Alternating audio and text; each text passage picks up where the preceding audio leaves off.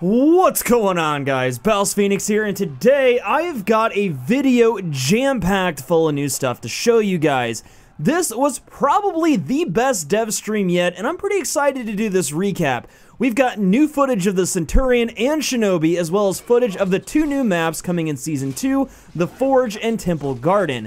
On top of that, we also have new info on gear changes coming next season that were hinted at in the last dev stream. Needless to say, we've got a lot of ground to cover in today's video, so let's get started. First up, let's talk about how gear is going to work in Season 2. Based on what we saw today, you can definitely believe the devs when they say this is a total revamp. Pretty much everything is going to be different from here on out. For starters, the gap in stats between higher and lower level gear is going to be massively reduced. How it looks like it'll work is lower level gear will increase in stat gains in bigger jumps, and higher level gear will have diminishing returns until it reaches a cap. So in layman's terms, this means it'll be more costly to upgrade your higher level gear, and you'll get fewer and fewer stat gains as the level increases. So if you're coming back to the game for Season 2 and hadn't really played much before then, or you're just picking up a new character like the Shinobi or Centurion, you won't get pummeled into the ground by everyone playing high-geared characters. This is a massive leap for the game, guys. It's super good news, but as with anything, we'll have to see how it actually plays out off of paper. The next thing they want to do with gear is assign visible values to the stat increases. Currently, what we have now is a progress bar type system, and it doesn't really tell us much.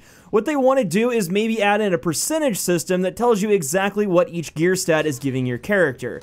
In line with that, they're also giving starter gear stat bonuses. In the current game, as of patch 1.06, starter gear on a brand new level 0 character has no stat increases. As of Season 2, default gear will give 2.3% to defense and 3% to your attack stat.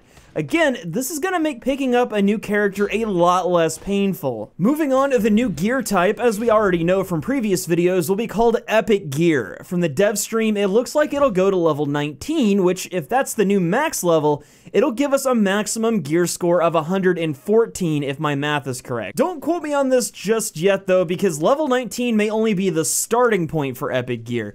I highly doubt that though, because just increasing the gear score even 1 point further than that would be a massive increase from what we have now, and it'd be really hard for new players to catch up.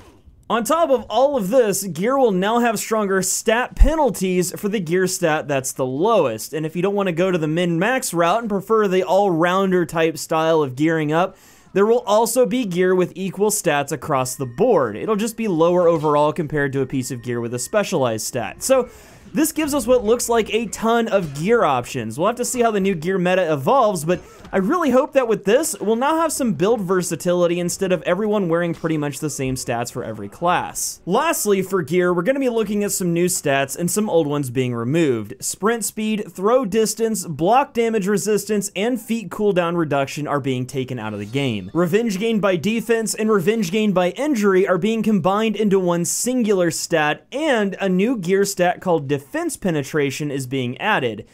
As far as I know, defense penetration is almost like armor pen from MOBA type games. It's a stat that we'll be seeing a lot on lower level gear that'll work to cut through high defense. So from what I understand now, the higher the defense stat of your opponent, the more effective defense penetration will be because it works on a percentage and not a set number amount.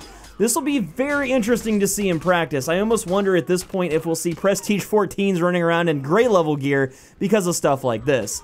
To top it all off though, we'll also be getting 4 new weapons and 2 new armor sets for each hero. I don't know about you guys, but after getting Kinsei to rep 14, I've pretty much exhausted his entire wardrobe, so I definitely think it's time for new gear. Now, before we move on to the juicy stuff, I've got a couple more things to mention real quick. Firstly, at the start of Season 2, everyone will be given a head start pack. This includes a few loot boxes and 12 days of champion status. On top of that, there's also going to be a permanent 25% experience gain increase in matches across the board.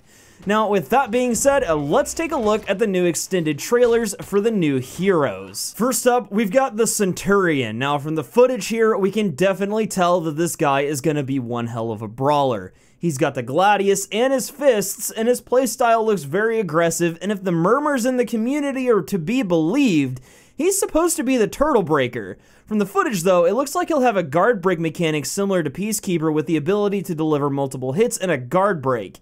What those hits will do is anyone's guess, but multiple pommel slams to the face would make sense to add the dazed effect, which is helpful for keeping pressure on your opponent. Next up, the Shinobi, a badass ninja with a Kasaragama. What more could you ask for? Oh, you want him to teleport and have what looks like a ranged freaking guard break? Done. I have a feeling that this character is going to be a nightmare in 4v4 Dominion because tracking him over the map in team fights is going to be really tough. I think he'll be the master of footsies, and in terms of fighting games, I think he's the first zoning type character we'll have. Up until now, range hasn't really played too much of a factor in this game, save for some of the longer range characters like Nobushi and Kinsei, but now I think it's a skill we'll have to master if we're going to be playing Shinobi anytime soon. Regardless though, I'm excited as hell to play both of these characters. But as the title of this video suggests, that isn't all for today's video. We've also got new fly-through footage of the two new maps, Temple Garden and The Forge. Now, since I'm not really a level design expert and don't really have anything intelligent to add to this, I'll just let these clips play real quick for you guys to look at. Enjoy.